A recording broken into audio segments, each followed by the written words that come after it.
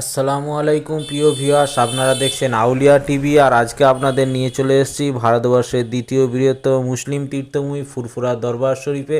আর আপনাদের জিয়ারত করাবো আজকে ফুরফুরা দরবার শরীফের পীর তথা ভারত উপমহাদেশের বিখ্যাত আল্লাহর ওলি জনাব মোজাদ্দেদ আবু বক্কর সিদ্দিক দাদা হুজুর পীর কেবলা রহমাতুল্লাহ আলাইয়ের দরবার শরীফে। আর এইটাই দেখছেন, এই পাশিরের ভিতরে মোজাদ্দেদ দাদা হুজুর পীর কেবলা শুয়ে আছেন। আর সিলসিলায় ফুরফুরা শরীফের রিসার্চ সেন্টার তথা দাদা হুজুর পীর কেবলা রহমাতুল্লাহ আলাইয়ের রেখে যাওয়া সিলসিলার যেখান থেকে রিসার্চ হয়, এটা হলো মোজাদ্দেদ দাদা হুজুর পীর কেবলা রহমাতুল্লাহ আলাইয়ের সেই রিসার্চ সেন্টার। এখান থেকেই সিলসিলার খেদমত হয় এবং সিলসিলার গবেষণা করা হয় এখান থেকে। আর এইটাই হলো সেই মোজাদ্দেদ দাদা হুজুর পীর কেবলা রহমাতুল্লাহ আলাইয়ের মাজার শরীফের ঠিক বিপরীতেই অবস্থিত।